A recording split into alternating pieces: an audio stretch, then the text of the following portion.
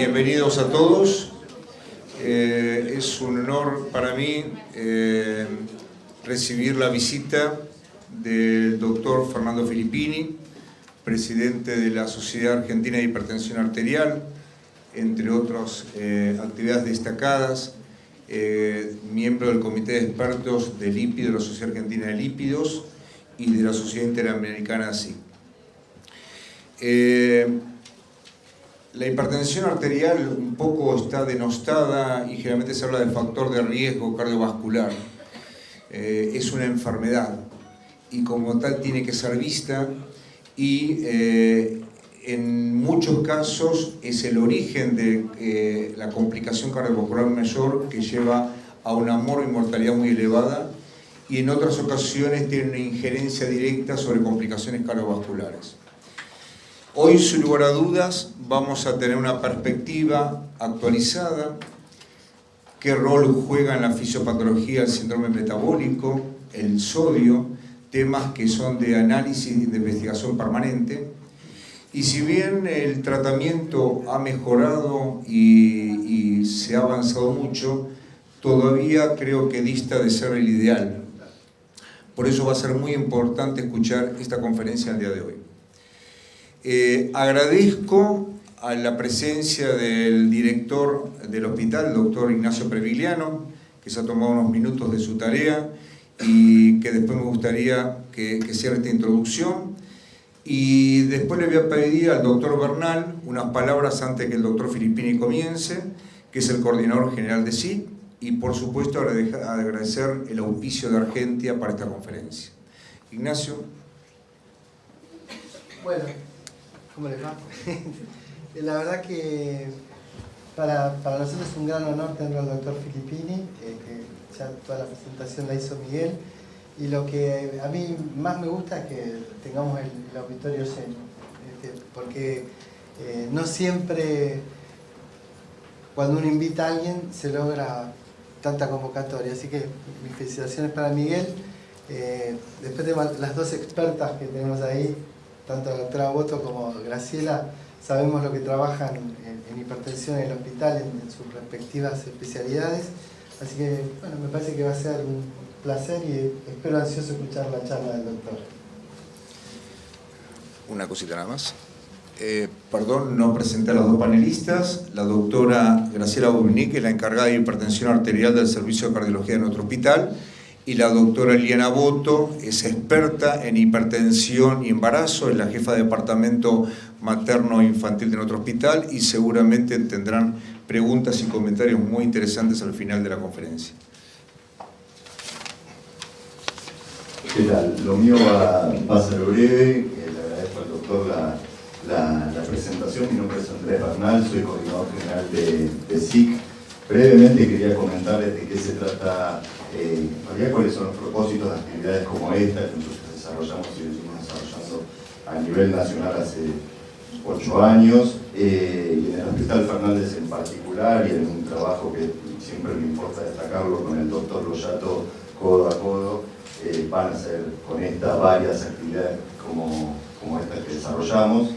Esta es una actividad que se marca en un programa que se llama Actualización Científica sin Exclusiones, que nosotros desarrollamos a nivel nacional en articulación con distintos hospitales y universidades nacionales, y que tiene como objetivo básicamente por generar a partir de escenarios como este y a partir de un contenido de un especialista destacado como es el doctor Filippini, que aprovecho para reiterar nuestro agradecimiento por su presencia acá, poder pensar y lograr un nuevo material en base también a la intervención y la participación que ustedes hagan de las experiencias profesionales de cada uno de ustedes. En nombre de SIC les agradezco a todos esta posibilidad, especialmente le agradezco al hospital por intermedio de sus autoridades que se dispongan a organizar en conjunto con nosotros un evento como este, a los panelistas, y una mención especial a los jefes de residentes de distintos hospitales del país que nos están acompañando. Les pediría que solamente levanten la mano para que los ubiquen, ¿no?, que están ahí. Tenemos una jefa de residentes del Hospital San Bernardo de Salta, un jefe de residentes de una clínica de Villa María, voy a decir así no quedo mal con los nombres. Tenemos Rosa Franco Gregliotti, puede ser, el Hospital Privado del Sur de Bahía Blanca, Laura Barraza, del Hospital Cerro Largo de Salta, Walter Vivas, de la Clínica Privada de Especialidad de Villa María, Daniela Lobianco, del Hospital de Clínicas de la Ciudad, y Ximena Fernández Montesino, del Hospital Posadas. Ellos están participando especialmente. ¿Estás ahí? ¿Sí? Bueno, después si quieren vénganse para acá si intervienen en la entrevista. Ellos están participando especialmente en esta actividad, que es una actividad que después nosotros vamos a documentarla, va a resultar de esto un fascículo, va a resultar de esto material audiovisual, que vamos a difundir masivamente, también en base a un acuerdo que tenemos con CONAREC, a nivel nacional. O sea que va a ser muy importante la intervención que ustedes tengan en el segundo segmento de la actividad, que es una entrevista, en el que panelistas, también con la participación de los jefes residentes, van a buscar enriquecer el debate y con la participación también de todo el auditorio. Última mención para Argentia, fiel ladero y acompañante de actividades, organizadores como por nosotros de estas jornadas, y bueno, buena conferencia, buena actividad y gracias a todos por estar. Muchas gracias a todos ustedes por estar aquí hoy. Para mí es un orgullo que me hayan invitado a dar esta charla. Agradezco a las autoridades de SIC, a la del Hospital Fernández, por supuesto, y a todos ustedes por estar aquí. A la doctora Boto, qué decir, la conozco hace muchísimos años de la Sociedad de Hipertensión, así que también es un orgullo que las doctoras puedan estar en este panel. Yo les voy a dar hoy mi visión del síndrome metabólico, y como van a ver es bastante más que cardiometabólico, complicaciones metabólicas, porque como clínico que soy tengo una visión holística de las cosas y realmente uno empieza a pensar de dónde viene esto, qué es lo que pasa con este cuadro, que ha sido motivo en los últimos años de controversias, hasta de uno de sus padres, entre comillas, como Riven, que dio origen al síndrome de insulinoresistencia y que hoy en día dice que en realidad lo que entendemos por síndrome metabólico no es lo que él describió. Sea como sea, de todas maneras, y aceptando la teoría de la evolución, hasta llegar a este señor con un vientre prominente, hemos cambiado hábitos, costumbres, estilos de vida, y hay cambios sustanciales que ustedes van a poder comprender rápidamente. Es cierto que hay una susceptibilidad genética en este cuadro, y les voy a explicar enseguida por qué condiciona obesidad, pero esto va de la mano de la dieta inadecuada, de la escasísima actividad física, del estrés, y todo este cuadro en conjunto ha generado una serie de factores que cursan por una disfunción autonómica que va a determinar aumento de presión arterial, un estado proinflamatorio del que vamos a charlar, la insulinoresistencia como centro eventual de este problema, tema que está en discusión hoy en día, la dislipidemia heterogénica, el estado protrombótico y el perfil lipídico característico.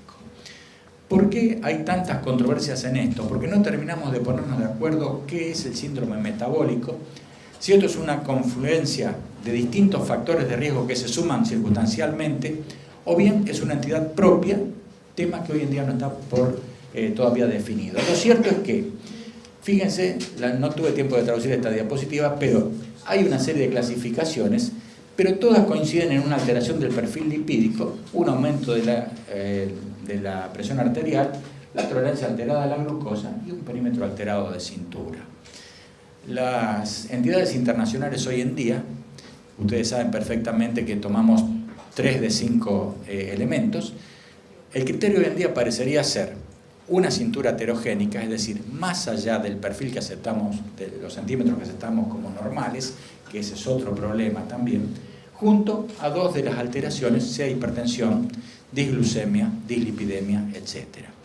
Sea como fuere esto, lo cierto es que tenemos a un individuo que se caracteriza por un perímetro alterado de cintura, y les decía que este es uno de los problemas. Seguimos mucho las guías americanas que nos hablan de 82, 104 para el hombre, las europeas que hablan de 80, 90, nosotros no sabemos dónde estamos. Aparentemente estamos en una distancia no equidistante entre ambas, sería algo así como 82, 83 centímetros para la mujer y cerca de 90, 92 para el hombre. Nos parecemos bastante a la gente de Cercano Oriente en cuanto al perfil lipídico. Lo cierto es que esta persona que tiene un perfil alterado cursa característicamente con cambios en los lípidos y ya veremos por qué, hipertrigliceridemia y bajo HDL, un aumento importante de ApoB, y que es el CUCO, la LDL pequeña y densa, insulinoresistencia, que va a determinar un hiperinsulinismo y una tolerancia alterada de la glucosa, disfunción endotelial, hipertensión arterial, una fibrinolisis alterada y un perfil inflamatorio que es muy propio de este cuadro.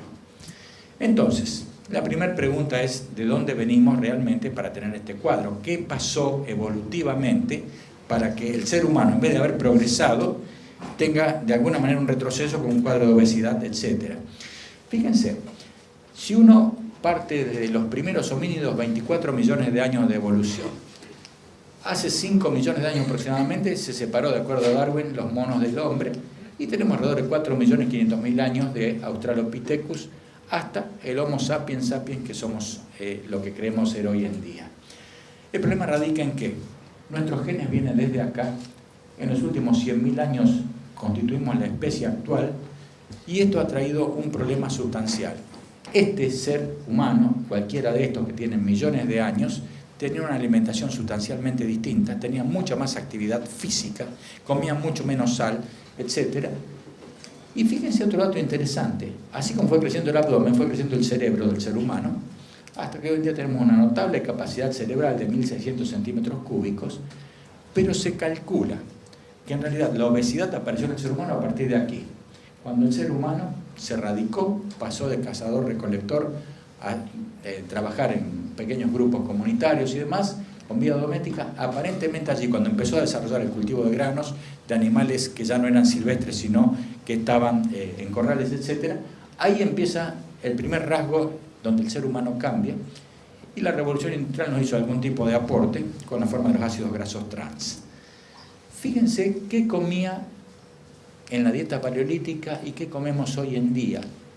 La gente del paleolítico comía muchas más proteínas que nosotros, comía una cantidad parecida de carbohidratos, pero de distintos tipos, eran complejos, no refinados, comía menos grasas que nosotros, la misma cantidad de colesterol, muchísimo menos sodio.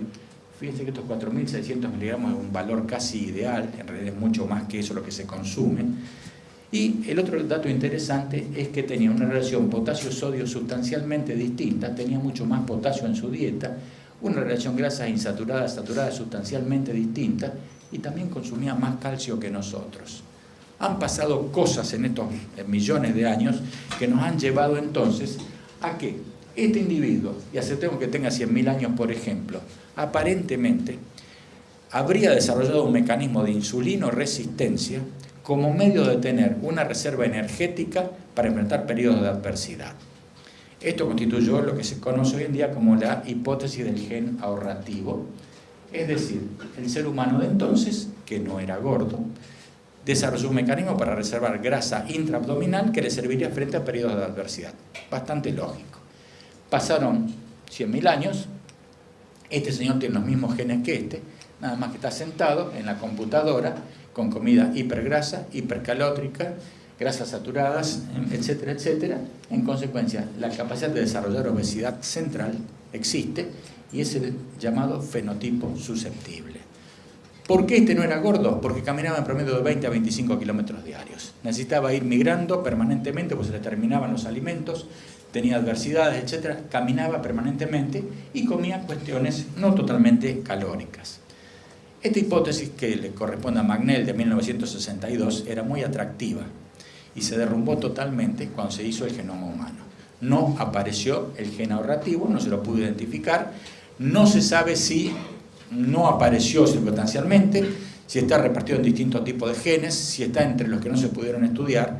Lo cierto es que esta hipótesis no tuvo por el momento el correlato que hubiera esperado, pero se ha hecho en los últimos años una modificación de esa hipótesis de Magnell, donde en realidad los elementos basales son los mismos: factores genéticos, sobrecarga de peso, hiperingesta calórica, pero es la hipótesis de la grasa inflamada. Y fíjense que aquí aparece un conocido de ustedes, que es el factor de necrosis tumoral alfa.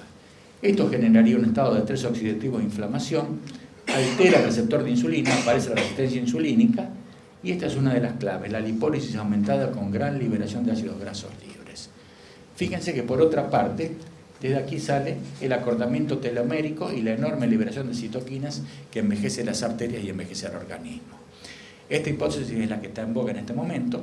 Acaba de publicarse en las revistas científicas hace más o menos un año una nueva versión y modificación de esto, muy interesante también, donde el ácido úrico y la carencia de uricasa en el ser humano tendría algo que ver también en todo esto.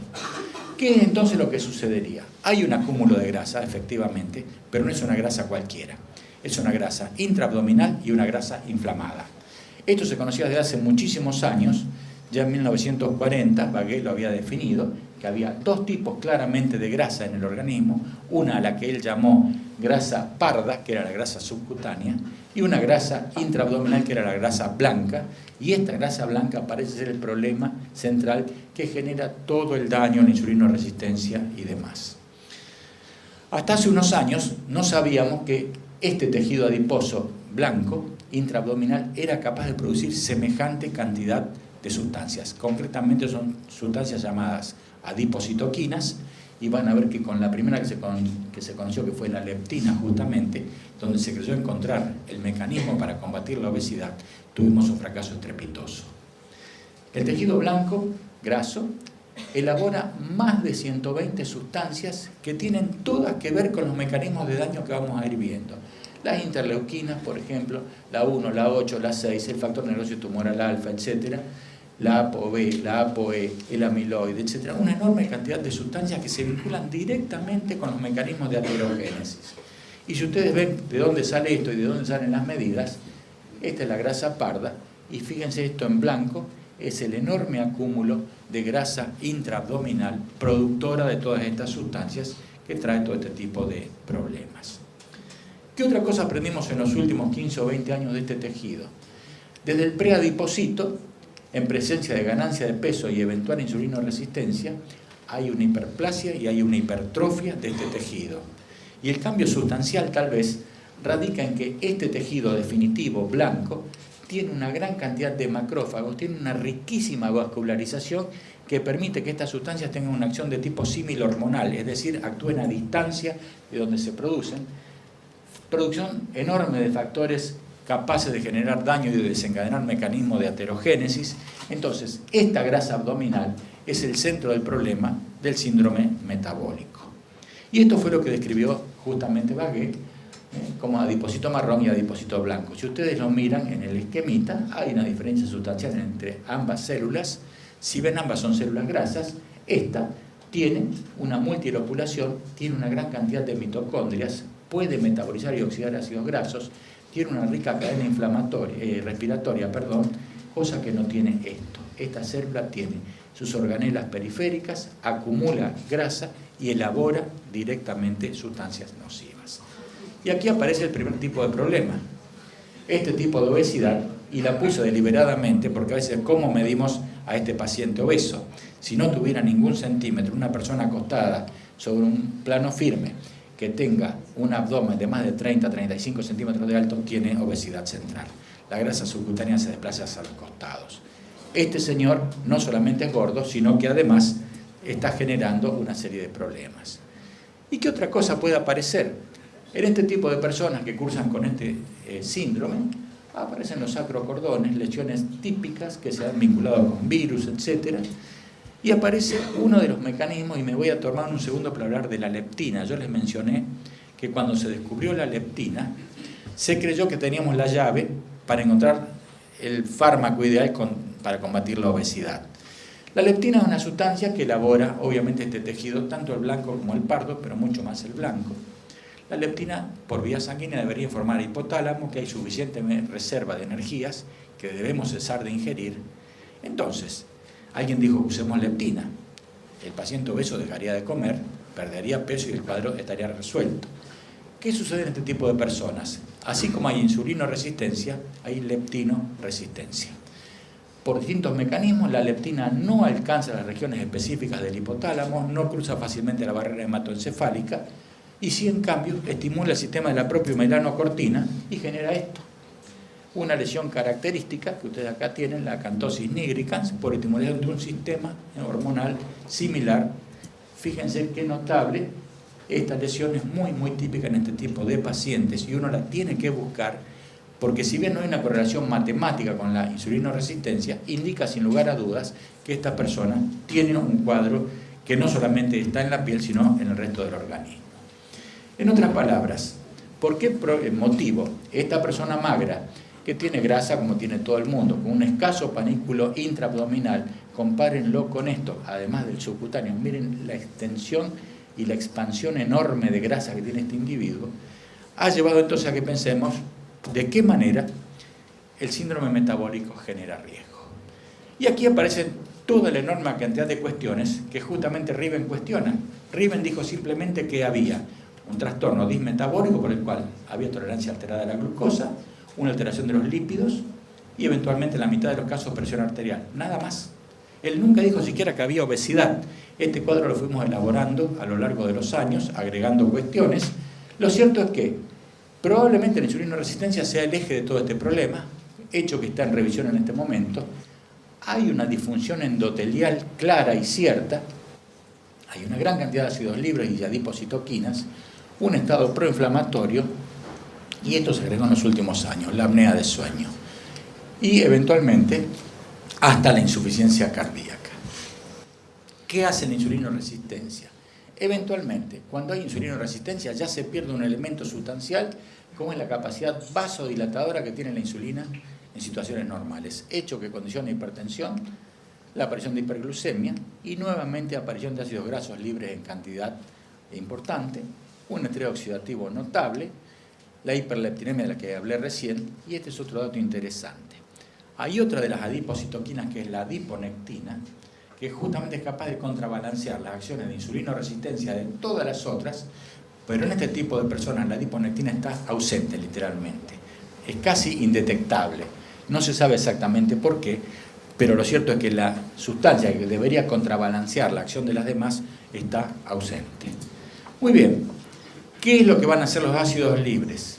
Los ácidos grasos libres tienen una serie de mecanismos que condicionan que haya una lipólisis importante, que haya depósitos ectópicos de grasa, que se altere el metabolismo no oxidativo, que haya apoptosis y liberación de mediadores de inflamación. Y en esto me voy a detener un momentito para que ustedes lo puedan entender algo mejor. Si ustedes recuerdan de los mecanismos de aterogénesis, la oxidación del LDL la dispara, entre otras sustancias, la interleuquina 1 y la interleuquina 6. Este tejido la libera en cantidad. Libera factor de necrosis tumoral alfa, que desencadena una enorme cantidad de mecanismos. Falta la adiponectina, que podría bloquear muchas de las acciones nocivas sobre el vaso. Y en consecuencia, todo este mecanismo que vamos a tratar de desentrañar ahora, y que cursa incluso con un marcador muy claro de inflamación, como es la proteína C reactiva liberada por la interleuquina 6, lleva a que tengamos que conocer algo más de todo esto. ¿Qué sucede en este tipo de personas? El páncreas normalmente debería liberar insulina, que debería actuar justamente metabolizando glucosa, llevándola al interior de las células musculares. Dado que hay insulinoresistencia, esto no sucede, comienza a aumentar la glucosa, este nivel de glucosa termina estimulando al hígado, que tenga un mecanismo de gluconeogénesis, cada vez hay más glucosa y cada vez hay más insulinoresistencia.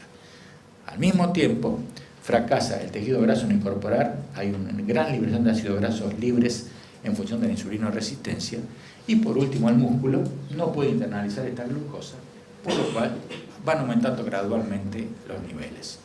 Si ustedes me preguntaran cuántos pacientes con insulinoresistencia e intolerancia alterada terminan siendo diabéticos, en trabajos argentinos hemos visto, un grupo sobre todo de la gente de Córdoba, que aproximadamente la mitad o algo más, en algunos casos hasta las 2/3 partes de esta gente, si no revierten su cuadro, terminan siendo diabéticos.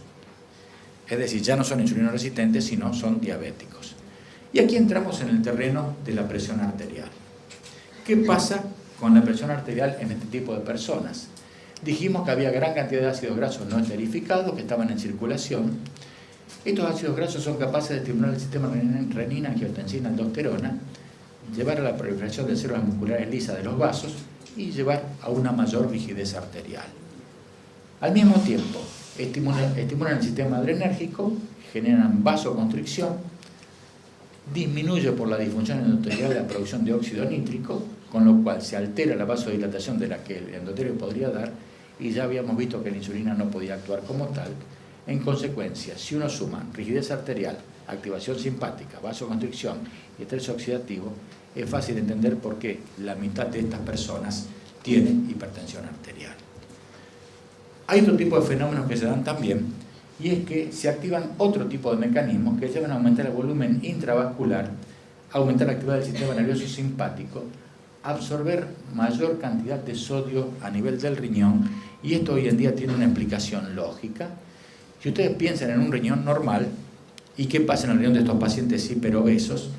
Se va depositando grasa a nivel de la cápsula renal, pero también en la pelvis renal. Esto aumenta anormalmente la presión de los glomérulos, y fíjense qué sucede aquí.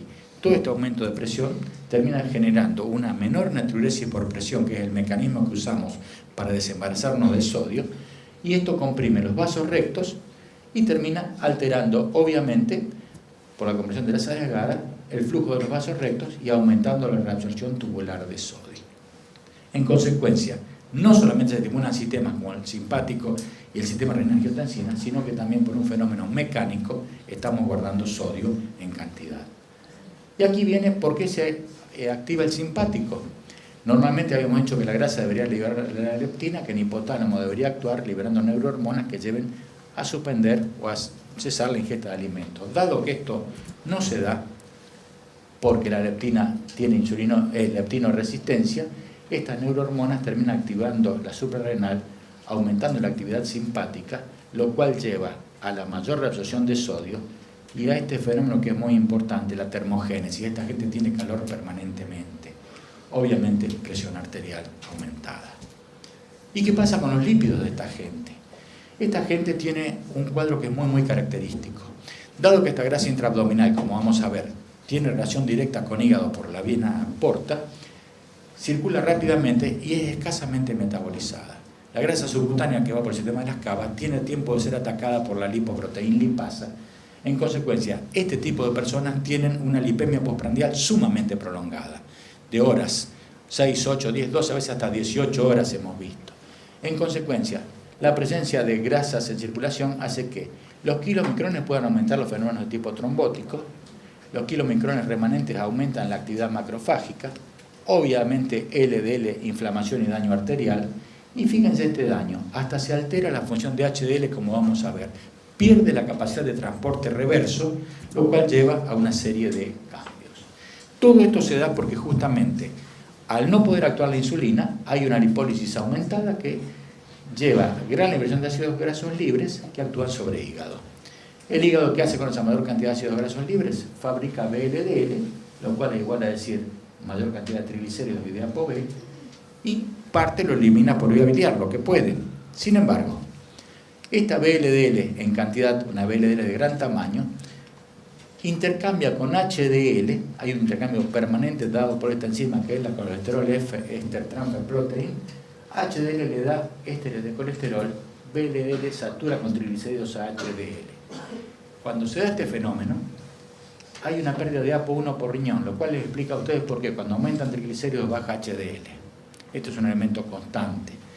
Y este mismo fenómeno se da justamente con las mismas enzimas y con la lipasa hepática también con LDL. LDL se va saturando, se va oxidando y hace la forma más heterogénica conocida, que es la LDL pequeña y densa.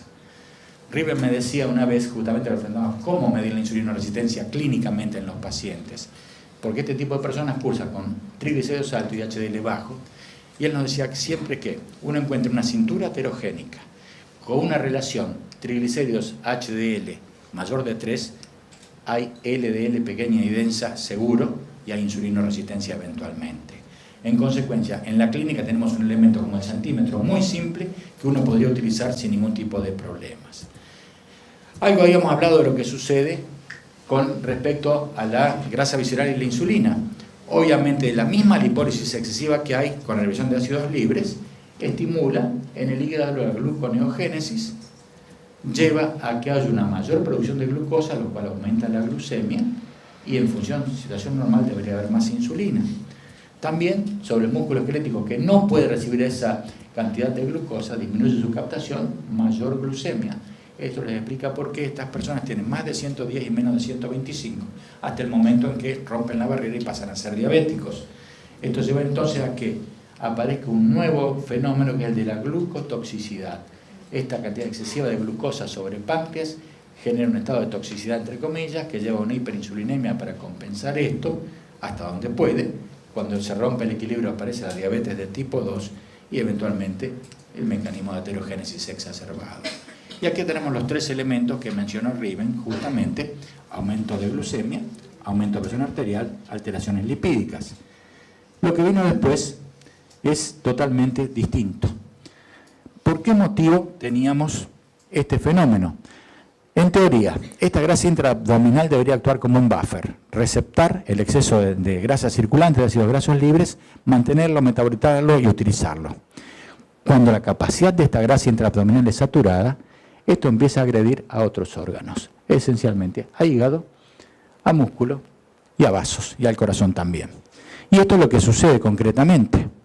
Fíjense lo que va a pasar. Van a ser víctimas de depósitos ectópicos de grasa, otros tejidos que no deberían estar invadidos por ácidos grasos libres y por triglicéridos, caso hígado, constituyendo la esteatosis, la grasa perivascular, de la que vamos a dedicar un minutito, y la grasa pericardíaca, y otros depósitos también que hoy en día tienen mucha importancia. ¿Qué puede suceder a nivel de hígado graso? Fíjense lo que es este hígado. Cursa con un notable grado de saturación de triglicéridos de grasa, va perdiendo sus características. Fíjense la cantidad enorme de glóbulos de grasa en el parénquima hepático, y esto va variando desde una simple esteatosis, digo simple entre comillas porque no tiene movimiento enzimático todavía.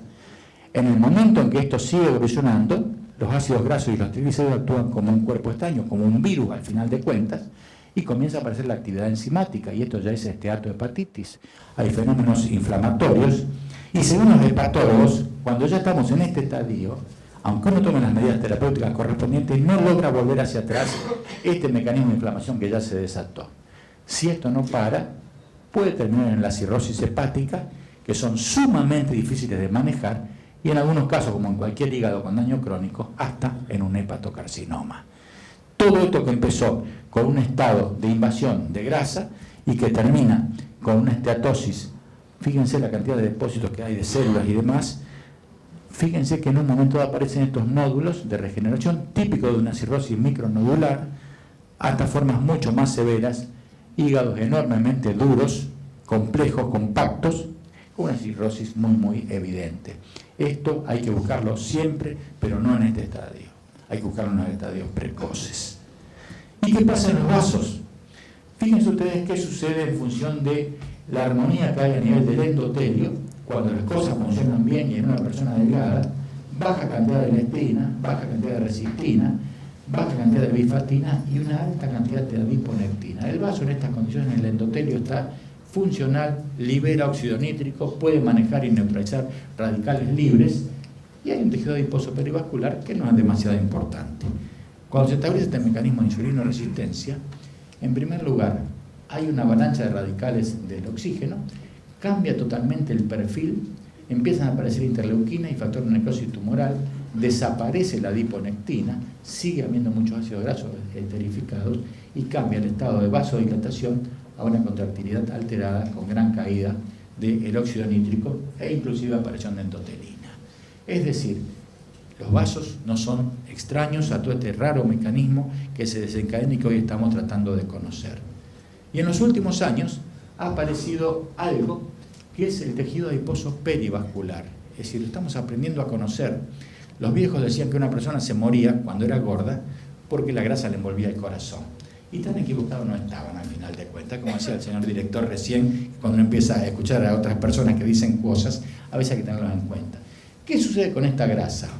Hay distintos tipos de grasa y es grasa blanca, totalmente ectópica, no solamente grasa amarilla. Fíjense, normalmente la grasa que uno ve rodeando el corazón está entre la capa externa del pericardio y el mediastino. Esta es grasa que está ubicada entre la visceral y el miocardio directamente. En consecuencia, pasa este fenómeno, esta grasa tiene un intercambio notable con la pared del miocardio, y esta otra también es nociva, pero esta está afuera, no tiene tanta relación como esta que vasculariza que genera fenómenos de placa, de lesión de vasos, etcétera, por el enorme intercambio de factores inflamatorios y proinflamatorios que va liberando. En otras palabras, esa grasa blanca, que está donde no debe estar, es sumamente nociva. Y antes que me olvide, hablamos de grasa blanca y de grasa parda. En los últimos años apareció, como no podía ser de otra manera, la grasa beige. Y ustedes la pueden detectar fácilmente. Riven dice que hay 12 maneras de tomar el perímetro de cintura con 1 centímetro. Por la posición del cuerpo, la condición de la respiración, no les lleva mucho el apunte como dato de jerarquía, de dato fidedigno. Hay una grasa que por su ubicación es subcutánea, pero tiene funcionalismo de grasa blanca, y es la grasa del cuello. La grasa del cuello, que se está tratando de estandarizar ahora cuál es la medida, al parecer cuando una mujer pasa de 40 a 41 centímetros y un hombre pasa de 45 a 46 centímetros, comienza a adquirir funciones similares a esta. Y hay que medirla. Quizá en unos años sea un elemento más de control. Fíjense esta grasa blanca que está en contacto directo con una arteria en el corazón, con una coronaria. Miren la enorme placa que está aquí. Es fácil entender que hay un intercambio de ácidos grasos libres, de fenómenos de inflamación, y en un momento esa placa se va a complicar. Y esto, no vamos a alternar demasiado, pero tengan en cuenta que el adipocito perivascular en estado de insulinoresistencia es capaz de generar factor necrosis tumoral, interleuquina, ácidos grasos libres, etcétera, que alteran totalmente la fisiología del endotelio y del vaso en sí. En consecuencia, hay que aprender que esta grasa existe y que tiene muchos tipos de problemas. Y siguiendo el continuo cardiovascular, muchos de estos pacientes terminan obviamente en insuficiencias cardíacas, que en este tipo de personas se suele ver bastante. Y esto es porque hay una acumulación de grasos libres a nivel celular. Este mecanismo tiene relación con la resistencia a la leptina. Hay un metabolismo no oxidamido, se acumulan ceramidas, hay lipotoxicidad, aparecen arritmias, se deteriora la función miocárdica y la función citodiastólica. Este tipo de personas, por el mismo fenómeno vinculado con sus ácidos grasos libres, terminan generando trastornos. ¿Y qué sucede con el estado proinflamatorio y procoagulatorio? Esto fue una de las últimas cosas que aprendimos y que tampoco Riven la tenía en cuenta en su momento. Hay un equilibrio permanente entre el inhibidor de la activación del plasminógeno, o PAI-1, y el TPA, que es el activador tisular del plasminógeno. En otras palabras, en situaciones normales hay un equilibrio entre la producción del trombo y el mecanismo de lisis.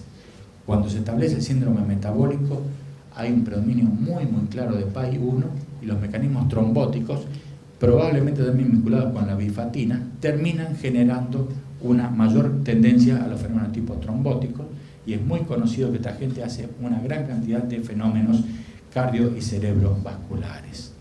Esta es la explicación. La liberación de interleuquina 6 satura el hígado, que fabrica proteínas de fase aguda, PCR, cerebroamiloide, fibrinógeno.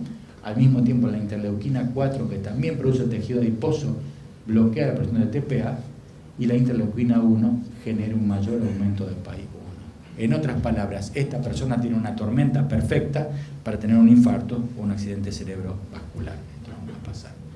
Y en los últimos años apareció otro fenómeno, que es el de la apnea de sueño. Primero era la incomodidad de la esposa o del esposo porque la pareja roncaba. Hasta ahí, bueno, tolerable tal vez.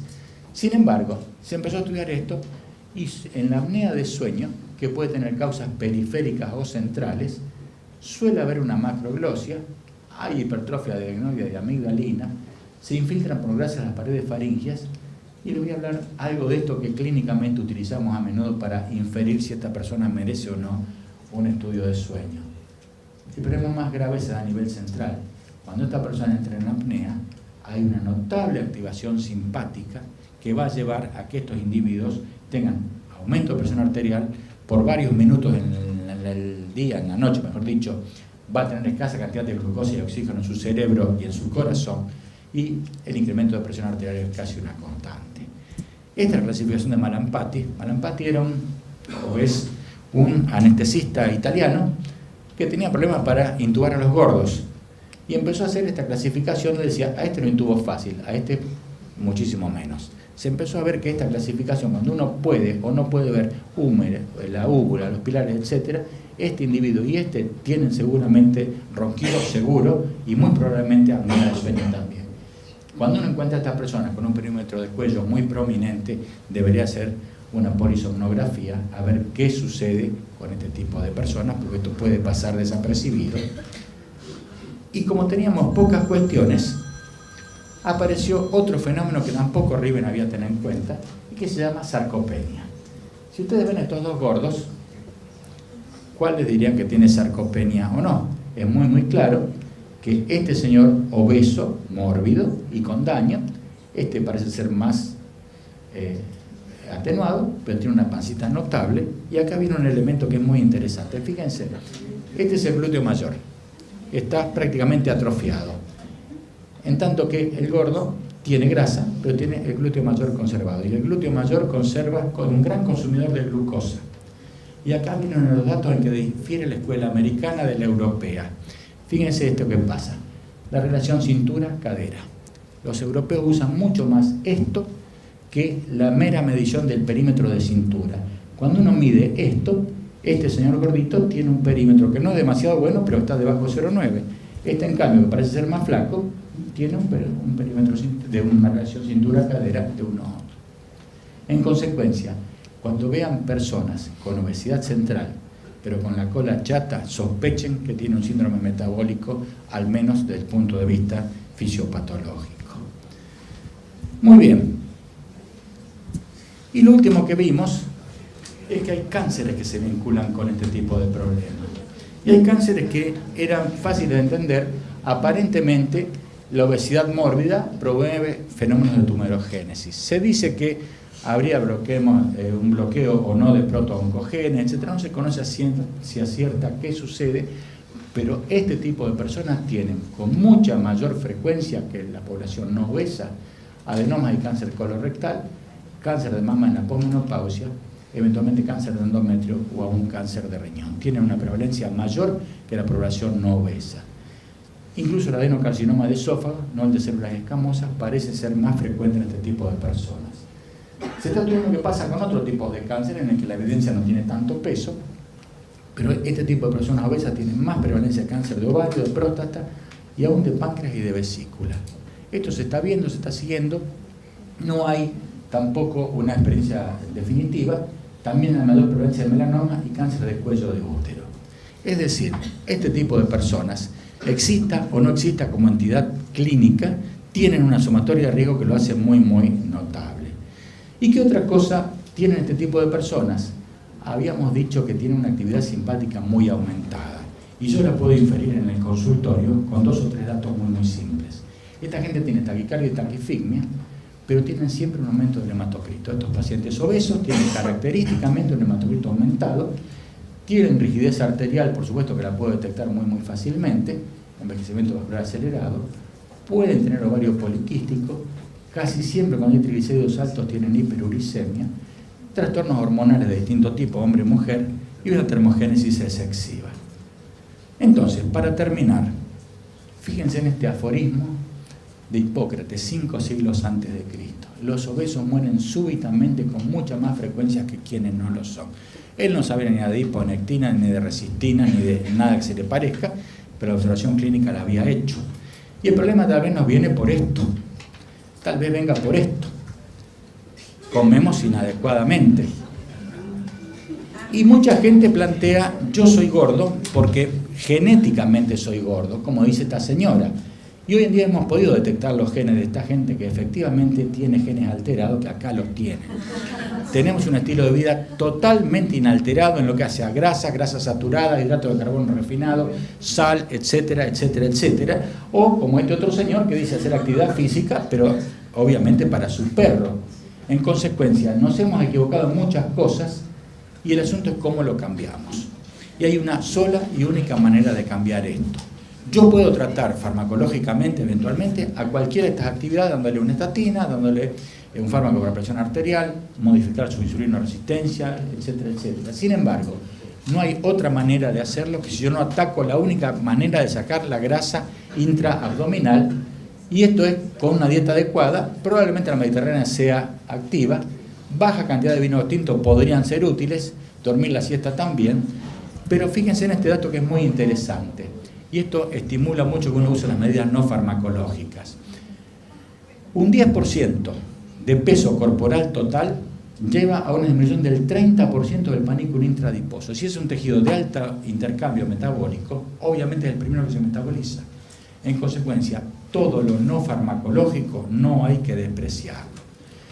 Y realmente, cuando uno piensa en las relaciones armónicas del organismo y ve lo que es esta obra magistral de Miguel Ángel, piensa, si esto en vez de hacerlo en el 1500 y pico lo hubiera hecho hoy, probablemente el Miguel Ángel sería este. Muchísimas gracias.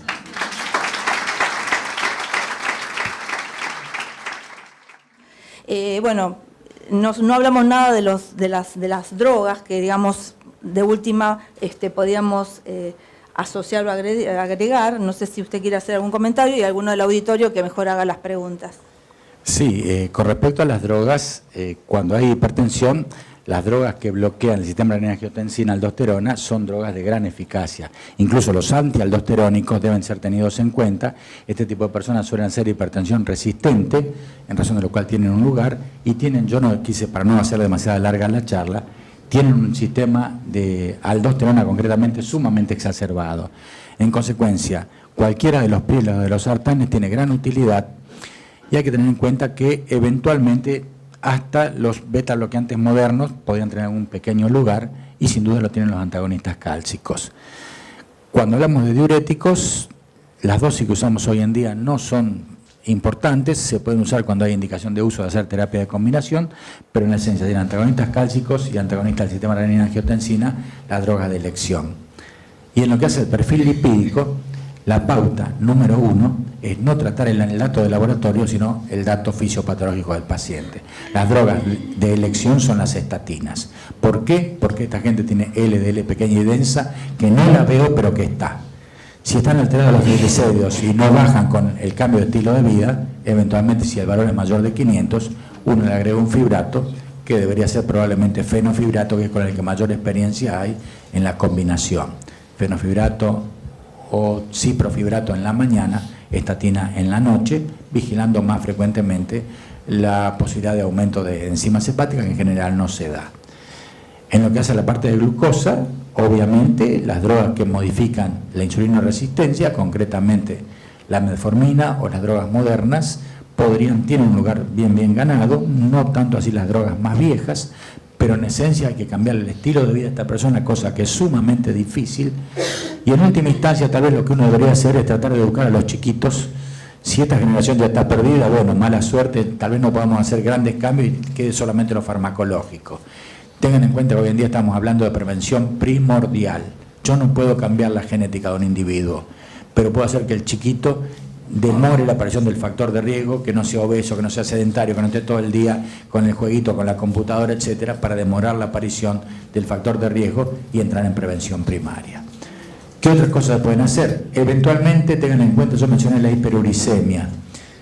Cuando uno tiene el tipo de personas obesas y hace reiteradas crisis de gota, a pesar que uno le da allopurinol, bájenle los triglicéridos, probablemente sea la solución del problema.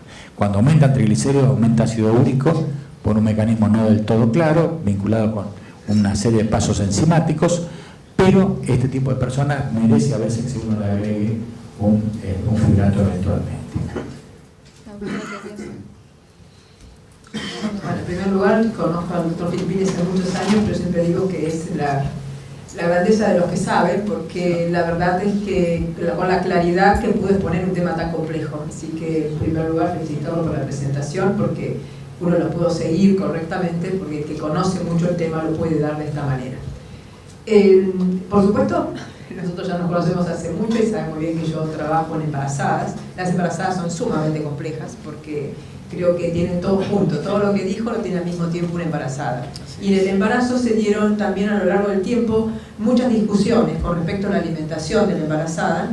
De hecho, que pasamos de épocas en las cuales había restricción alimentaria para que la embarazada tuviera un aumento de peso determinado, a pasar a otras épocas en las cuales, y a otras escuelas que aún están en existencia, en las que el aumento de peso en la embarazada es indiscriminado. Entonces tenemos mujeres que aumentan 20 kilos o hasta 30 kilos en el embarazo. Imagínense ustedes la sobrecarga lipídica que tienen esas mujeres. Pero dejando de lado esto, porque es tan compleja la gestación, yo diría que el tema más importante es cuando dicen de la genética, yo dije, pienso permanentemente en el feto, y en realidad el feto es el dueño de la epigenética, y la epigenética se la pone la madre. Entonces, cuando uno está pensando cómo puede prevenir, si está pensando todo este tipo de trastornos y de inconvenientes en el futuro, ahí es donde tiene que poner el ojo en la madre, y en la vista actual de lo que estamos observando es que la influencia de todos los problemas maternos que pueden estar sucediendo, no solamente los patológicos, sino lo que es el estrés materno con grandes niveles de cortisol circulando en la madre, esto marca la epigenética fetal. Estos fetos, y muchos de estos fetos con inclusive restricciones de crecimiento intrauterino, que tienen que adaptar su vida intrauterina, cuando salen a la luz tienen un gran inconveniente porque tienen que hacer un proceso de adaptación extrauterina. Este proceso de adaptación también pasó a lo largo del tiempo. Primero se pensaba que había que hacer un catch-up, o sea, hacerles ganar peso rápidamente, y con esto se dieron cuenta que se estaban agravando problemas en el futuro de esos fetos. O sea, ellos tienen que cambiar su epigenética de restricción intrauterina a una epigenética del ambiente externo que le tiene que dar la comida necesaria para subsistir, pero no sobrealimentarlos para que ganen peso al poco tiempo. O sea que esto, creo que si tenemos que hacer educación alimentaria y educación y aprender muchísimo más, siempre declaro la ignorancia que podemos tener con respecto a la vida perinatal, creo que ahí está un punto clave para poder solucionar la mayoría de estos problemas. Pero yo quería puntualizar algún otro aspecto que el doctor seguramente nos podrá aportar bastante. Hoy, dentro de lo que es la patología de la gestación, que produce la primera causa de muerte materna, acá nosotros trabajamos mucho, hace muchos años, inclusive el señor director, el doctor Previgliano, ha compartido conmigo muchos trabajos importantes en esta área, y tenemos acá a la doctora Bernasconi, la nefróloga, o sea, tenemos un grupo multidisciplinario muy lindo trabajando en el hospital. Esto va para los jefes de residentes de otros lados, que pueden rotar cuando gusten. Dentro de lo que se está hablando hoy con respecto a cómo solucionar la hipertensión del embarazo, cómo solucionar, en realidad, cómo saber un poco más de hipertensión del embarazo, se está hablando de la aterogénesis durante la gestación. Nosotros a lo largo de los años, y muchas veces muchos de ustedes han estado embarazados o tuvieron familias embarazadas, que cuando se asustan porque les ponen el informe de colesterol y todos ven el colesterol alto, y la respuesta a los obstetras siempre es la misma: bueno, no, es normal durante el embarazo. Yo siempre recuerdo que el doctor Carlos Tacchini, durante hace muchos años atrás, en las reuniones de hipertensión, me decía: Liliana, ¿por qué no te pones a estudiar el colesterol en las embarazadas? Porque no puede ser normal lo que está pasando. Bueno, evidentemente en eso estamos, nuestro grupo está trabajando en eso en este momento, pero el punto interesante de todo esto es que aparecieron investigaciones en las cuales la hipertensión durante el embarazo tiene que ver con un desbalance entre sustancias angiogénicas y antiangiogénicas que desde la unidad fetoplacentaria pasan hacia la madre. Este desbalance sería el que produce la hipertensión en la madre. Bueno, de allí que se desarrolló hipertensión en animales de experimentación, en ratitas de experimentación, se desarrolló preeclampsia. Y cuando observaron estos factores aterogénicos súper aumentados, le dieron estatinas a estas ratitas como preventivo. En el grupo que tuvo estatinas no apareció la preeclampsia comparado con el otro grupo que sí desarrolló preeclampsia.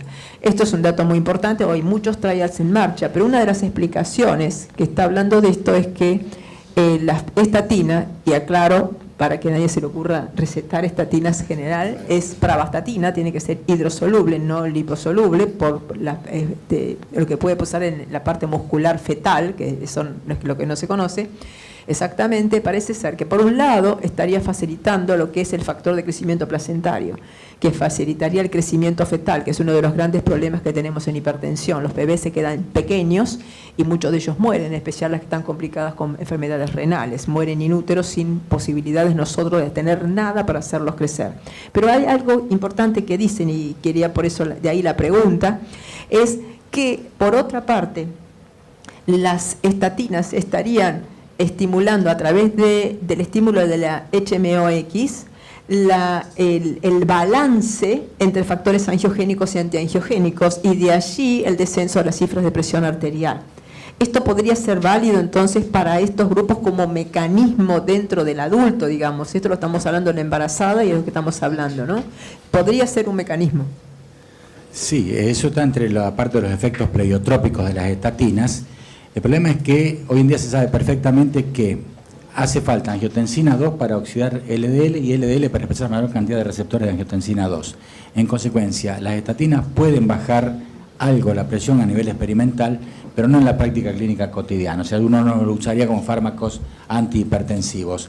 ¿Cuándo usarlas? En los pacientes que son multiresistentes y tienen factores de riesgo graves, en las personas que no responden a ningún tipo de cuestiones, bueno, uno puede modificar eventualmente este tipo de situaciones. Y en lo que hace obviamente la parte del embarazo, estatinas a nivel experimental es una historia, obviamente en el adulto, en la mujer gestante no lo podemos usar, mucho menos en los primeros meses, pero sí es enteramente cierto, y uno se sorprende cuando encuentra que a los 16, 17 años el 50% de la población tiene placas. Y cuando empieza a estudiar hacia atrás, dice, bueno, ¿y cuándo empezaron? Empiezan en la vida intraútero. Es decir, estamos condenados a fracasar en todo este mecanismo de prevención si no tomamos los pasos necesarios. El problema no es tener placas o no tenerlas, el problema es que la placa no se complique, que es lo que pasa en la etapa media de la vida. Y ahí es donde viene el desbalance que dice Liliana, múltiple cantidad de factores, situación, aumento de peso notable en el embarazo, etcétera.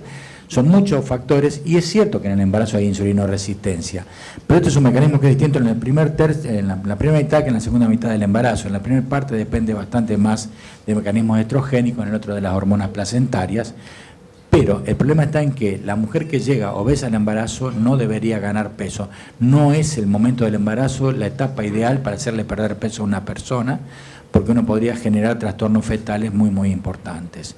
El problema viene cuando nace el chiquito, sobre todo con bajo peso al nacer. Cuando hace ese catch-up acelerado, termina con un síndrome metabólico muy precozmente. Esto es una cosa muy, muy conocida, se ha visto reiteradamente y justamente explicaría la hipótesis de McNeil, justamente, que se va a decir, bueno, algo pasó intraútero, se desencadenó un mecanismo genético, lo demás lo hicimos nosotros con todo lo que rodea al embarazo, a la mamá, al chiquito, etcétera, desde pequeño. Y de ahí viene el otro hecho notable, cuando las mamás querían al chico gordito y rozagante, no le hacían ningún favor. No pretendemos que sean chicos esqueléticos, pero sí que tengan una actividad cotidiana, que aprendan a comer de otras maneras. Y fíjense que a veces en el laboratorio experimental, cuando uno quiere conseguir una rata hiperobesa, la hace esencialmente con jugo de maíz de alta fructosa, hay que aprender a leer las etiquetas de los alimentos, y si no, con una conocida gaseosa de tipo cola, con cualquiera de las dos más conocidas. En Mendoza, por ejemplo, están trabajando haciendo ratas hiperobesas, dándole cola. En consecuencia, todo ese mecanismo lleva a que el chico, que es un enorme tomador de jugos, etcétera, no naturales obviamente, o de gaseosas, termina generando un mecanismo de obesidad que va a desencadenar ya no solo la obesidad, sino todos los mecanismos inflamatorios que no vemos, pero que están presentes. Doctor. Sí, la verdad, doctor, lo felicito. Me pareció excelente la charla. Y esta última foto que usted deja acá, me parece que va de la mano del último concepto que usted dijo de la sarcopenia, ¿no? Hay una investigadora sueca, Karen Penderson, que tiene escrito un artículo que está citado como 1000 veces ya, que se llama The Diseasome of Physical Inactivity. Es decir, el enfermoma sería un anglicismo, el enfermoma de la inactividad física. Porque así como el adipocito provoca todas estas miríades de citoquinas y factores proinflamatorios, el músculo hace exactamente al revés. Y esto es fantástico, porque es una cosa que nos olvidamos mucho. Todo el mundo habla del ejercicio físico, así, pero nadie dice... Un amigo mío, el doctor Paco Murillo, que es el director del Virgen del Rocío, decía, Ignacio, tío, ¿para qué corre? Que correré de cobarde, ¿no? Y entonces, correr no es de cobarde, correr es saludable. ¿Por qué? Porque la interleuquina 6, que es el gran cuco, el malo de la película en la hipertensión, el músculo, que esto lo describe Penderson en el 2005, genera en la acción muscular interleuquina 6 independientemente del factor de necrosis tumoral, alfa. Cuando interleuquina 6 se libera exclusivamente por el músculo, tiene efecto antiinflamatorio y marcado efecto antiinflamatorio.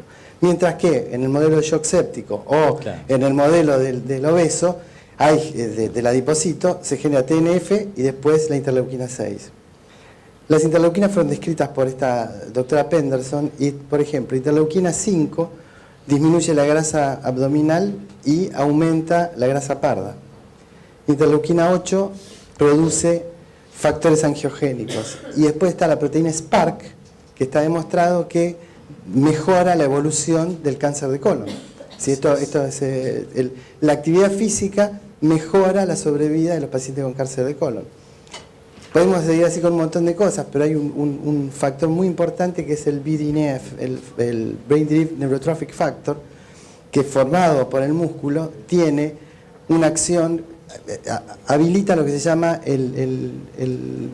la charla cruzada entre el músculo y el adipocito. Exacto. Y la verdad que aparte de esa charla cruzada, el BNF tiene un efecto endocrino a nivel del sistema nervioso central, generando factor de necrosis, BNF intracerebral y factor de crecimiento neuronal intracerebral. Con lo cual, los viejos que decían los antiguos griegos, mens sana in corpore sano, es absolutamente cierto. Exacto. Así que por eso me encantó su charla, porque esto va exactamente, es el opuesto de el funcionamiento del músculo. Exacto. La cantidad de interleuquinas y cómo las adiponectinas contra las mioquinas se enfrentan, y en ese diálogo surge el David o el David gordo. Claro, y en realidad, y en esto coinciden prácticamente todas las guías, no pedimos que nadie sea maratonista ni nada parecido. Caminar media hora por día a paso activo alcanzaría para conseguir en parte este tipo de mecanismos, ¿no es cierto?, de prevención. ¿Alguien del auditorio, alguna pregunta para el doctor? La verdad que, bueno, comparto, es excelente, sobre todo porque es fisiopatología, y la verdad de esto va a estar dado por aquellos que investiguen la fisiopatología, ¿no?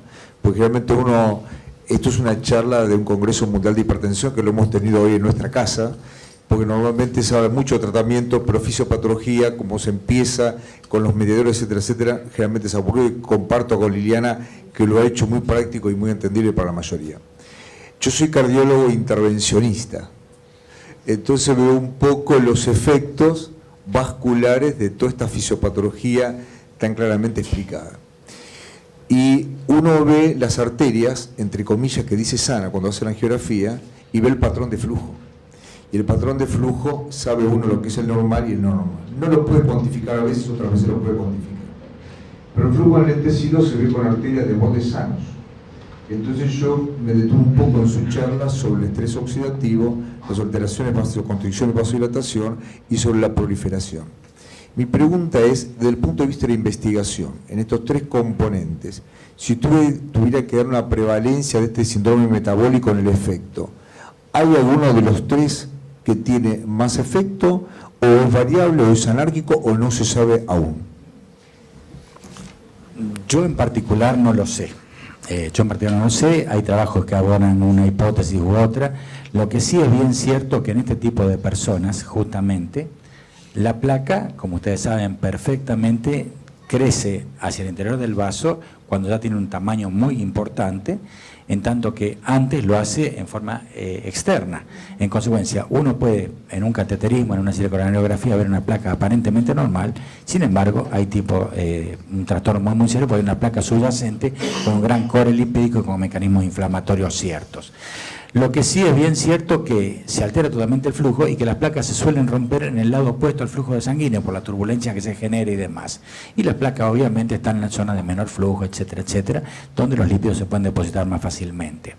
En el caso concreto del síndrome metabólico, este tipo de trastorno se ve mucho en las arterias cerebrales, también en las coronarias, por eso mueren con mucha facilidad, pero no sé exactamente cuál de los tres mecanismos es el que prevalece. Yo no lo sé, puede que otros sí lo conozcan.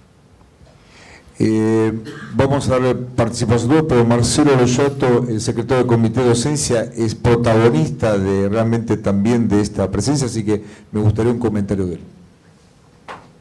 Bueno, doctor, lo quiero felicitar porque realmente su exposición fue excelente. Y yo le quería preguntar con respecto al ovario poliquístico, ¿cómo relaciona el síndrome metabólico en el ovario poliquístico? Bueno, el problema está en que, en estos casos que obviamente hay una insulinoresistencia, la etapa de la pubertad es una de las etapas en las que hay fisiológicamente, entre comillas, insulinoresistencia. Esta grasa produce gran cantidad de mediadores, esto se altera totalmente, empieza a alterarse la teca del ovario, se altera la maduración de los ovocitos y llega un momento que estas chicas tienen una teca muy resistente, imposibilidad de liberar esto, trastorno de fertilidad, trastorno de tipo amenorrea, etcétera, y obviamente, bueno, hay que buscar soluciones ginecológicas para un problema que empezó muchísimo tiempo antes. Al parecer, este tipo de personas fracasa la grasa como buffer, como amortiguadora. En el caso concreto de la mujer predomina la acción androgénica y algo parecido sucede en el paciente hombre adulto, cuando esa grasa no es capaz de neutralizar esteroides sexuales suprarrenales y empieza a haber tipo de feminización, gran desarrollo mamario, desaparición del vello, etc. El caso concreto que en el ovario poliquístico parecería ser de que lo que sucede en realidad es un predominio relativo androgénico que generaría el trastorno de la teca ovárica. Gracias, doctor. Bueno, yo quisiera que los residentes que nos han visitado, los jefes, hagan algún comentario o alguna pregunta. Doctor, yo le quería preguntar respecto al seguimiento de estos pacientes por consultorio. ¿Cuándo usted considera que sería pasar de las pautas higiénico-dietéticas a un tratamiento farmacológico? ¿Y qué valor le da usted al seguimiento por laboratorio, sobre todo pensando en lipoproteína A y la homocisteína? Bien, muy buena pregunta.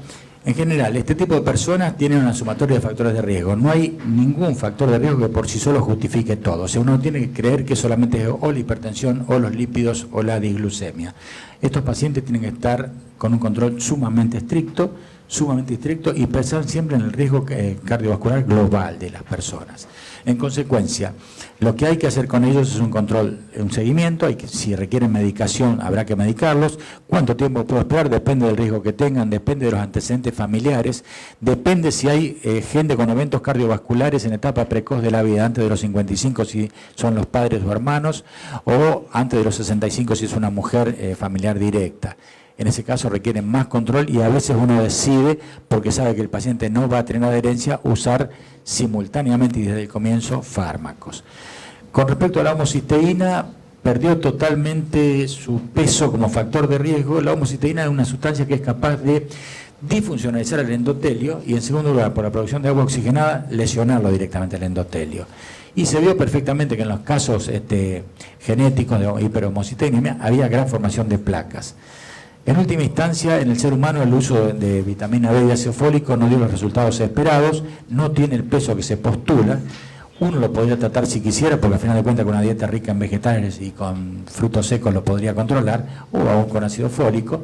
Y concretamente con la LPA minúscula es un problema. A veces es mejor no pedírselo al paciente porque si bien es el segundo transportador de LDL del organismo, ustedes saben que tiene un Kringle que lo vincula muy fuertemente con los mecanismos de tipo trombótico. El problema es que no hay ningún fármaco que sea francamente efectivo para tratar esto. ¿Qué hacer cuando aparece esto en un valor claramente alto? Agregarle aspirina en baja dosis por la posibilidad de prevenir un fenómeno de tipo trombótico. El ácido nicotínico, si es que lo tolera, puede bajar algo. Los estrógenos en la posmenopausia o en la menopausia sí son de utilidad. Y ahora los inhibidores de PCSK9 han demostrado que pueden bajar inclusive algo LPA. Pero sigue siendo, hasta los conocimientos actuales, LDL el factor de riesgo fundamental en lo que hace a los lípidos.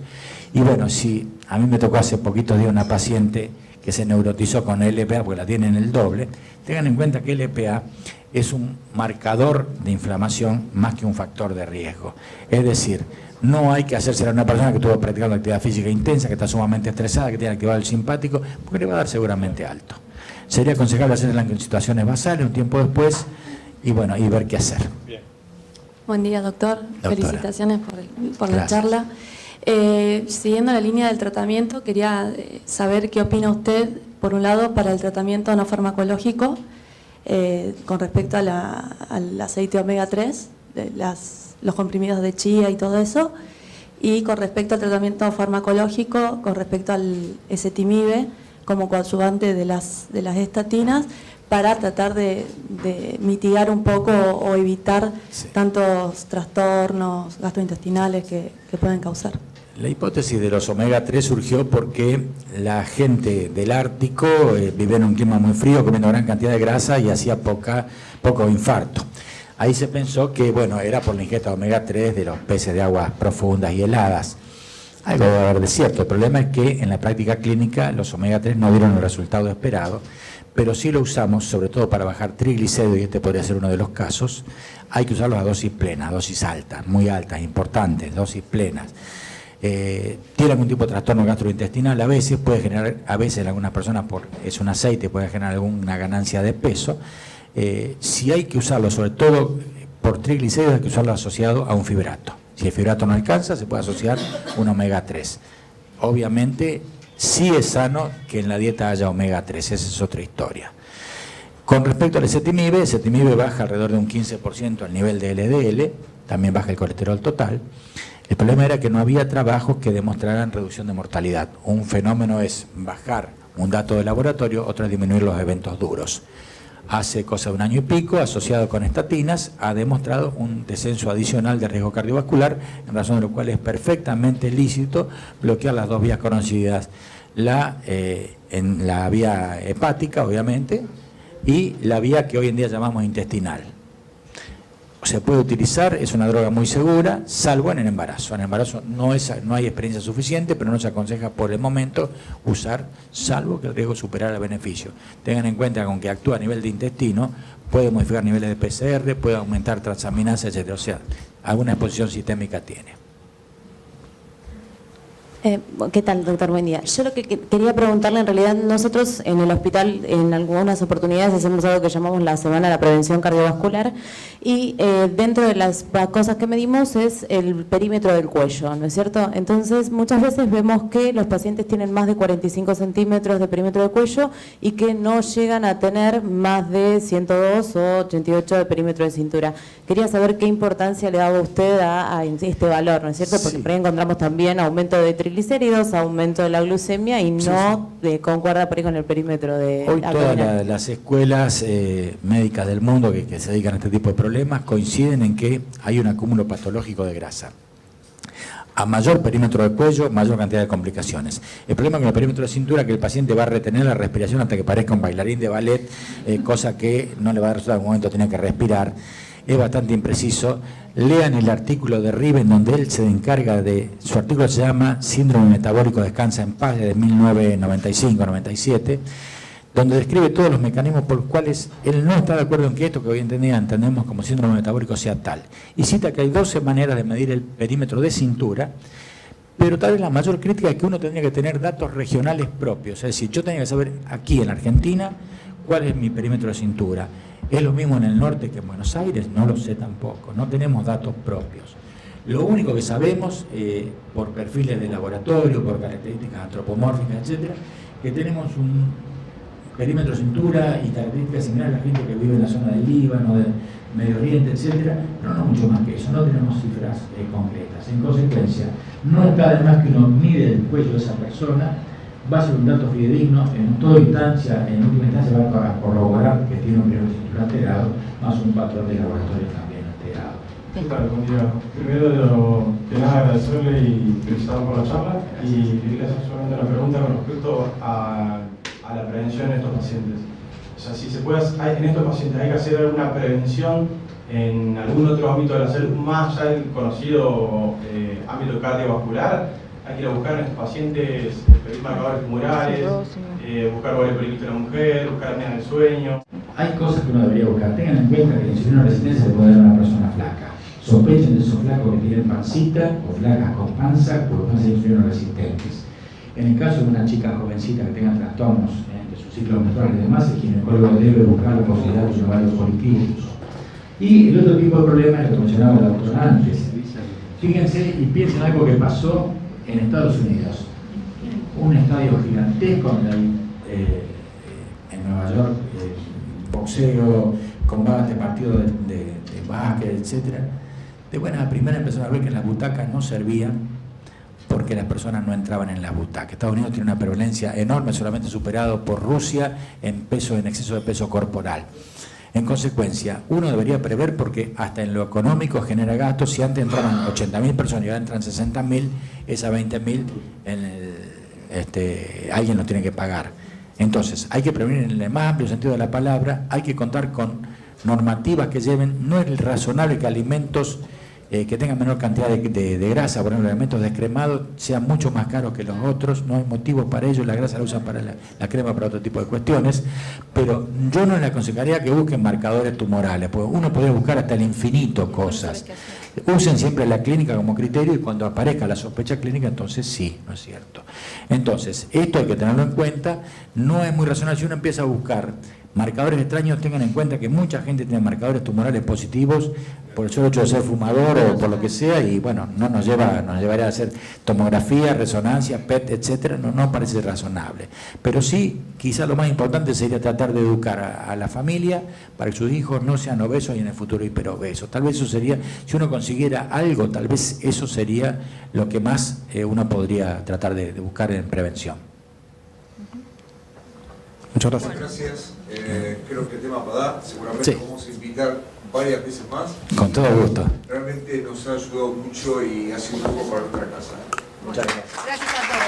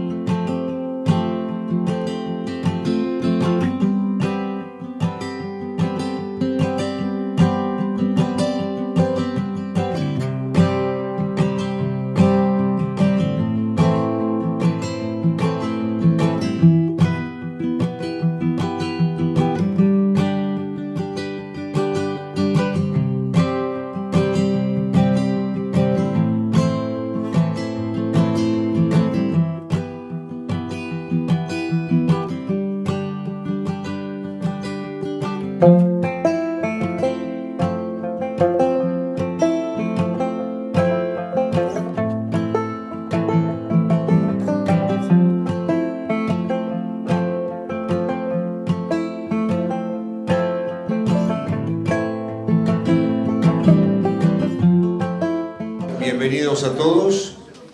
Es un honor para mí recibir la visita del doctor Fernando Filippini, presidente de la Sociedad Argentina de Hipertensión Arterial, entre otras actividades destacadas, miembro del Comité de Expertos de Lípidos de la Sociedad Argentina de Lípidos y de la Sociedad Interamericana ASI. La hipertensión arterial un poco está denostada y generalmente se habla de factor de riesgo cardiovascular. Es una enfermedad y como tal tiene que ser vista y en muchos casos es el origen de la complicación cardiovascular mayor que lleva a una mortalidad muy elevada. Y en el Hospital Fernández en particular y en un trabajo que siempre me importa destacarlo con el doctor Loyato codo a codo, van a hacer con esta varias actividades como esta que desarrollamos. Esta es una actividad que se enmarca en un programa que se llama Actualización Científica sin Exclusiones, que nosotros desarrollamos a nivel nacional en articulación con distintos hospitales y universidades nacionales, y lo que tiene como objetivo, básicamente por generar, a partir de escenarios como este y a partir de un contenido de un especialista destacado como es el doctor Filippini, que aprovecho para reiterar nuestro agradecimiento por su presencia acá, poder pensar y lograr un nuevo material en base también a la intervención y la participación que ustedes hagan de las experiencias profesionales de cada uno de ustedes. En nombre de SIC les agradezco a todos esta posibilidad, especialmente le agradezco al hospital por intermedio de sus autoridades que se dispongan a organizar en conjunto con nosotros un evento como este, a los panelistas, y una mención especial a los jefes de residentes de distintos hospitales del país que nos están acompañando. Les pediría que solamente levanten la mano para que los ubiquen, ¿no? Que están ahí. Tenemos una jefa de residentes del Hospital San Bernardo de Salta, un jefe de residentes de una clínica de Villa María, voy a decir así no quedo mal por los nombres. Tenemos a Franco Gregriotti, puede ser, el Hospital Privado del Sur de Bahía Blanca, Laura Barraza, del Hospital San Bernardo de Salta, Walter Vivas, de la Clínica Privada de Especialidad de Villa María, Daniela Lobianco, del Hospital de Clínicas de la Ciudad, y Jimena Fernández Montesino, del Hospital Posadas. Ellos están participando especialmente. ¿Estás ahí? ¿Sí? Bueno, después si quieren vénganse para acá si intervienen en la entrevista. Ellos están participando especialmente en esta actividad, que es una actividad que después nosotros vamos a documentarla, va a resultar de esto un fascículo, va a resultar de esto material audiovisual, que vamos a difundir masivamente, también en base a un acuerdo que tenemos con CONAREC, a nivel nacional. O sea que va a ser muy importante la intervención que ustedes tengan en el segundo segmento de la actividad, que es una entrevista, en el que panelistas, también con la participación de los jefes residentes, van a buscar enriquecer el debate y bueno, con la participación también de todo el auditorio. Última mención para Argentia, fiel ladero y acompañante de actividades, coorganizadores como con nosotros de esta jornada. Y un perímetro alterado de cintura. Las entidades internacionales hoy en día, ustedes saben perfectamente que tomamos 3 de 5 elementos. El criterio hoy en día parecería ser una cintura heterogénica, es decir, más allá del perfil que aceptamos, de los centímetros que aceptamos como normales, que ese es otro problema también, junto a 2 de las alteraciones, sea hipertensión, disglucemia, dislipidemia, etc. Sea como fuere esto, lo cierto es que tenemos a un individuo que se caracteriza por un perímetro alterado de cintura, y les decía que este es uno de los problemas. Seguimos mucho las guías americanas que nos hablan de 82, 104 para el hombre, las europeas que hablan de 80, 90, nosotros no sabemos dónde estamos. Aparentemente estamos en una distancia no equidistante entre ambas, sería algo así como 82, 83 centímetros para la mujer y cerca de 90, 92 para el hombre. Nos parecemos bastante a la gente de Cercano Oriente en cuanto al perfil de lipídico. Lo cierto es que esta persona que tiene un perfil alterado cursa característicamente con cambios en los lípidos, ya veremos por qué, hipertrigliceridemia y bajo HDL, un aumento importante de ApoB, y este, que es el cuco, la LDL pequeña y densa, insulinoresistencia que va a determinar un hiperinsulinismo y una tolerancia alterada de la glucosa, disfunción endotelial, hipertensión arterial, una fibrinolisis alterada y un perfil inflamatorio que es muy propio de este cuadro. Entonces, la primera pregunta es ¿de dónde venimos realmente para tener este cuadro? ¿Qué pasó evolutivamente para que el ser humano, en vez de haber progresado, tenga de alguna manera un retroceso con un cuadro de obesidad, etcétera? Fíjense, si uno parte desde los primeros homínidos, 24 millones de años de evolución, hace 5 millones de años aproximadamente se separó, de acuerdo a Darwin, los monos del hombre, y tenemos alrededor de 4.500.000 años de Australopithecus hasta el Homo sapiens sapiens, que somos lo que creemos ser hoy en día. El problema radica en que nuestros genes vienen desde acá, en los últimos 100.000 años constituimos la especie actual, y esto ha traído un problema sustancial. Este ser humano, cualquiera de estos que tienen millones de años, tenía una alimentación sustancialmente distinta, tenía mucha más actividad física, comía mucho menos sal, etc. Y fíjense otro dato interesante, así como fue creciendo el abdomen, fue creciendo el cerebro del ser humano, hasta que hoy en día tenemos una notable... Y en otras ocasiones tiene una injerencia directa sobre complicaciones cardiovasculares. Hoy, sin lugar a dudas, vamos a tener una perspectiva actualizada qué rol juega en la fisiopatología el síndrome metabólico, el sodio, temas que son de análisis y de investigación permanente. Y si bien el tratamiento ha mejorado y se ha avanzado mucho, todavía creo que dista de ser el ideal. Por eso va a ser muy importante escuchar esta conferencia el día de hoy. Agradezco a la presencia del director del hospital, el doctor Ignacio Previgliano, que se ha tomado unos minutos de su tarea y que después me gustaría que cierre esta introducción. Y después le voy a pedir al doctor Bernal unas palabras antes que el doctor Filippini comience, que es el coordinador general de SIC, y por supuesto agradecer el auspicio de Argentia para esta conferencia. Ignacio. Bueno, ¿cómo les va? La verdad que para nosotros es un gran honor tener al doctor Filippini, que ya toda la presentación la hizo Miguel, y lo que a mí más me gusta es que tengamos el auditorio lleno, porque no siempre cuando uno invita a alguien se logra tanta convocatoria, así que mis felicitaciones para Miguel. Después de las dos expertas que tenemos ahí, tanto la doctora Boto como Graciela, sabemos lo que trabajan en hipertensión en el hospital, en sus respectivas especialidades, así que bueno, me parece que va a ser un placer y espero ansioso escuchar la charla del doctor. Una cosita nada más. Perdón, no presenté a los dos panelistas. La doctora Graciela Bobini, que es la encargada de hipertensión arterial del Servicio de Cardiología de nuestro hospital, y la doctora Eliana Boto es experta en hipertensión y embarazo, es la jefa de departamento materno-infantil de nuestro hospital, y seguramente tendrán preguntas y comentarios muy interesantes al final de la conferencia. ¿Qué tal? Lo mío va a ser breve. Le agradezco al doctor la presentación. Mi nombre es Andrés Bernal, soy coordinador general de SIC.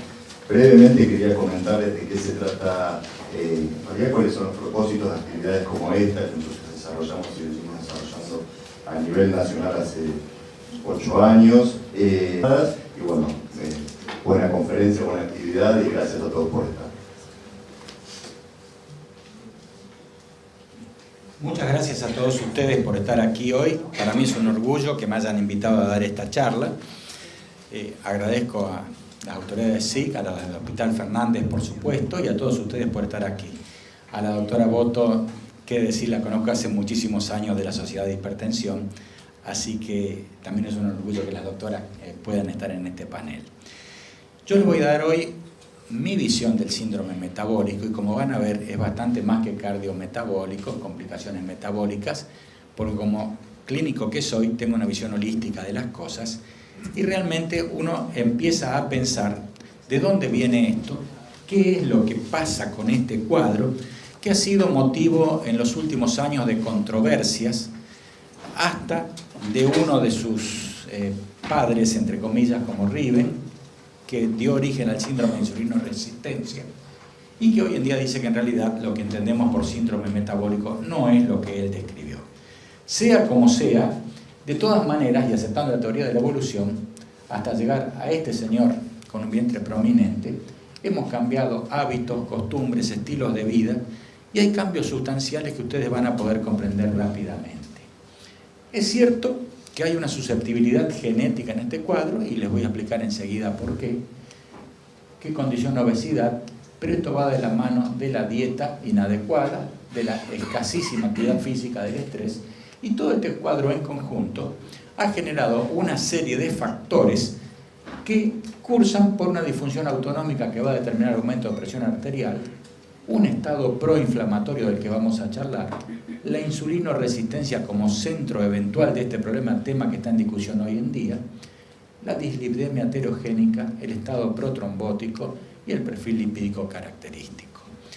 ¿Por qué hay tantas controversias en esto? Porque no terminamos de ponernos de acuerdo qué es el síndrome metabólico, si esto es una confluencia de distintos factores de riesgo que se suman circunstancialmente, o bien es una entidad propia, tema que hoy en día no está todavía definido. Lo cierto es que, fíjense, no tuve tiempo de traducir esta diapositiva, pero hay una serie de clasificaciones, pero todas coinciden en una alteración del perfil lipídico, un aumento de la presión arterial, la tolerancia alterada a la glucosa.